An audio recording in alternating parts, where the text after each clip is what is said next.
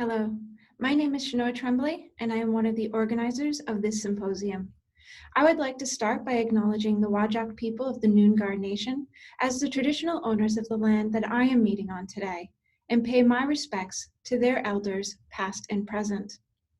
The talk this session will be presented by the Disability Advocacy Resource Unit, DARU. DARU is unique in Australia as a dedicated resource unit funded to work with disability advocacy organizations to promote and protect the rights of people with disability. The DARU team consists of 3 people: Melissa Hale, DARU coordinator, Natasha Brake, admin officer, and Damien Kavanagh, online project officer. Together, they will demonstrate what an inaccessible online meeting looks and feels like from the perspective of a person with disability, and offer tips and solutions to make your online meetings more accessible to all people. Thank you, Daru. When COVID-19 hit and most industries started working remotely, the Disability Advocacy Resource Unit thought, how are people with disability going to be able to be included when working online? The following video is a demonstration on some good and some not so good practices to make your online meetings more accessible and inclusive for people with disability. This video was made on the lands of the Wurundjeri people of the Kulin Nation. We acknowledge the traditional owners of country throughout Australia and recognise their continuing connection to the land, waters and culture. We pay our respects to the elders, past, present and emerging. The following video is based on a true story, though the characters have had their names changed to protect their social media standing. Hi everyone, thanks for joining today's session on our company's CFSR. Sorry, I haven't got my camera on, didn't have time to do my makeup, and you don't want to see me without my makeup on, believe me. Anyway, this should be a pretty simple session. The CFSR is pretty easy to understand, and without giving too much away, our company results are awesome. I might just hand it straight over to our resident expert Keith to take us through the CFSR. Thanks, Karen. So yeah, I'll just share my screen and take you through the CFSR here. Hang on a sec while I get the screen share going. Hi, Keith. It's Natasha here. I'm vision impaired. I won't be able to read your screen. Oh, okay. Karen, what should we do? Oh, hi Natasha. Sorry. Yes, I forgot about you. I'll just send you some info after the session. Is that okay? Sure, fine. Hello, it's Melissa here. Sorry, what's going on? Who is the host admin account? I'm deaf and I can't tell what you're saying without your camera on. Oh, hi Melissa. I didn't know you were in the meeting either. My bad. It's me, Karen. So sorry, turning my camera on now. How do you turn it on again? Excuse me? Karen, you could use a shortcut key, Control V, to turn your camera on. Keep it down, kids. I'm in an important meeting. So sorry, I'm late, everyone. Hi Laura. Got those kids again, I hear. Pesky little so-and-sos. What have I missed? Oh, we're just getting started. You need to do your schoolwork. No, I can't help you. I'm in a meeting. I'm just trying to get my camera going for Melissa. Does anyone know how to turn the camera feature on? Karen, so have you got the app or the browser version? The which version? I'm actually on my phone. I thought it would be nice to get out of the home office, so I'm going for a walk. It's a beautiful day, can I just say. Natasha, you mentioned there's a keyboard shortcut? Yeah, but it's not going to work if you're on your phone. Oh, hang on, I think I've got it. Here we go. Oh, it's you, Karen. I think I've got it. You seem to have frozen.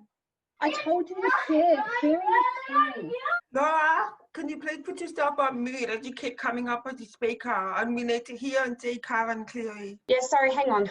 Bloody kid. So it seems like we've lost Karen, but I can just continue the session anyway. The CFSR is pretty easy to understand, as Karen said. So you should be able to see my screen now. And to see the CFSR here, I'll just click on this. You can see these 2 thingy drop downs, which gives me access to see the results. Let me click those. Cool, huh? We are ranked right here. Can you believe it? Awesome. Then I'll type in that. to get a different result. Amazing, hey? What great results, everyone. We should all be so proud. I'll click that button and we're all done. I'll just ignore that pop-up message though. Any questions? Too easy. Thanks, Keith. Those are some really great results for the company. Sorry, I've got to run. Kids not doing their homeschooling again. See you, everyone. Now you two listen. Okay, great. If there's no more questions, I'm just going to end the meeting. Got to go myself. Got a bunch of back-to-back sessions. This online technology is pretty great though, hey?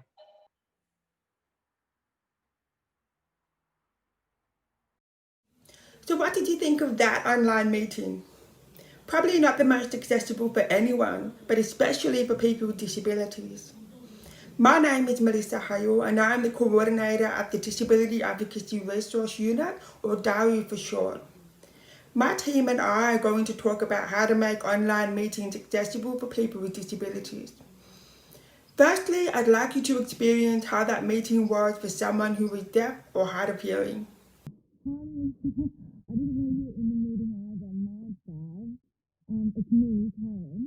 So, sorry. Turning on my camera now. Sorry. Creating accessible online meetings are organised just like any other face-to-face meeting you might have. Here are a few things you can do. Meeting invitation. How will you know what accessibility requirements are needed if you don't ask in your meeting invitation? Do you need an outline interpreter or closed captions? Outline interpreters and captioning are a fees for service, so make sure when you plan your meetings you factor this into your budget. Before the meeting. Before the meeting, share the agenda and any content as far in advance as you can. Virtual meetings are tiring, so make sure your agenda has breaks and stick to the time limit. Be a good host. You know when you're in a teleconference and you can't tell who is in the call or who is speaking next? This is what it can be like for vision impaired people all the time. Be a good host and make sure everyone knows who is in the call. This can be a simple roll call. It is good manners and great inclusive practice for everyone. Explain the accessibility features. Explain the accessibility features in the meeting. Is there an outline interpreter or closed captioning services? Highlight the keyboard shortcuts. Remind people of the accessibility needs of others. Normalize the fact that it is the processes and systems that are the problem and inaccessible, not the people with the disabilities. Keep your video on. We are not going to judge your haircut or the decor in your bedroom. If a deaf or hard of hearing person told you they need to see your face to lip read, then you need to keep your video on so that they know what you are saying. Having your camera off is completely inaccessible for deaf and hard of hearing people. Go on mute if not talking. Go on mute if you are not talking, particularly if you are in a large meeting. Otherwise it can be very distracting. For deaf and vision impaired people, the speaker focus will be lost. I'm Natasha Brake. I'm the project officer at DARU. Let's look at that meeting again and see what it was like for somebody who is blind or has low vision. So you should be able to see my screen now. And to see the CFSR here, I'll just click on this. You can see these two thingy drop downs, which gives me access to see the results. Let me click those. There are a few things you can do to make meetings more accessible for people who are vision impaired. Research the technology. Research the online meeting technology, as some platforms have more accessibility features than others. People who are vision impaired and people who cannot use a mouse rely on keyboard shortcuts to jump to buttons and perform functions. Video on. Audio is muted. Jump to chat. When software has not been designed properly, it's inaccessible to people who use screen readers. Button. Button. Button. It's important to have a list of shortcut keys for both PC and Mac on hand. Describe what's happening on screen. It's okay to use images, slideshows, and visual prompts, but be prepared to describe them. Keith's slides worked visually, but to be more inclusive, he might have said something like, "This chart shows the region of Southeast Asia and the industry is technology." Make sure videos have the key messages in the dialogue, or else use audio description. When you're demonstrating apps on screen, describe the fields and buttons you're clicking and give their location on the screen. Click the Create New button located at the top left of screen. Hi, I'm Damien, the Online Project Officer at Daru. You also need to consider how someone with a cognitive disability might experience the meeting. This can include someone with an intellectual disability or an acquired brain injury. You might not be aware if someone has a cognitive disability unless they disclose it. So it is simply good practice to try and use the following tips all the time. Avoid jargon and acronyms if possible. Avoid jargon and acronyms if possible. Using jargon and acronyms is a bad industry habit that many people can get into. Remember, not everyone knows what the acronym means. It is simply good inclusive meeting practice to ensure that you are speaking to the audience in the same kind of manner and language that you would use talking to your friends and family about your project around the dinner table. Practice. Practice basic functions. Practice. You should know how to turn your video on, mute people, share your screen, and troubleshoot problems for other attendees. Slow down. Slow down and create pauses. This gives note takers, people with slow internet bandwidth, or people using captions or Auslan interpreters time to catch up. Be wary of Zoom fatigue. Zoom fatigue is very real for all of us because of the extra concentration online meetings take, and this is especially the case for those with cognitive disabilities. So keep your meetings short and have regular breaks. Thankfully, our host Karen and presenter Keith have done a bit of accessibility training. Let's see the difference that makes. Hi everyone, my name's Karen Sutton. Thanks for joining today's meeting.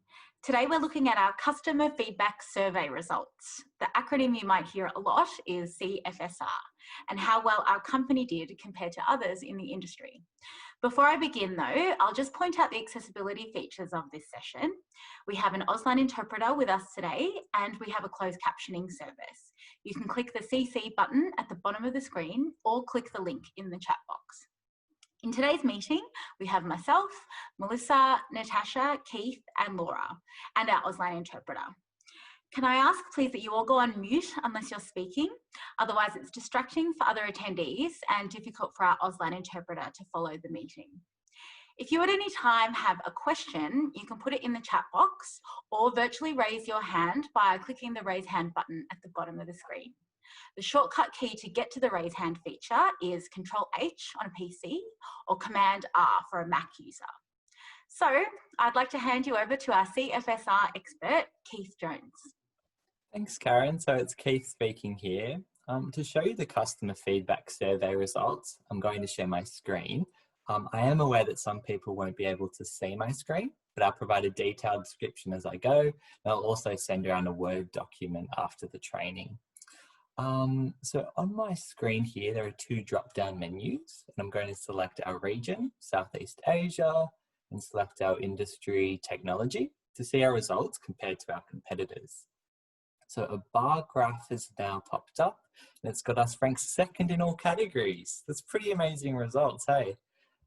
Now I'll show which categories we performed best. Wow, that training really worked. Karen and Keith set the meeting up to be accessible by introducing everyone, making all attendees aware of accessibility needs and requirements. It takes a bit of research at first, but soon becomes easy. Remember to reach out to people who have let you know that they have accessibility needs.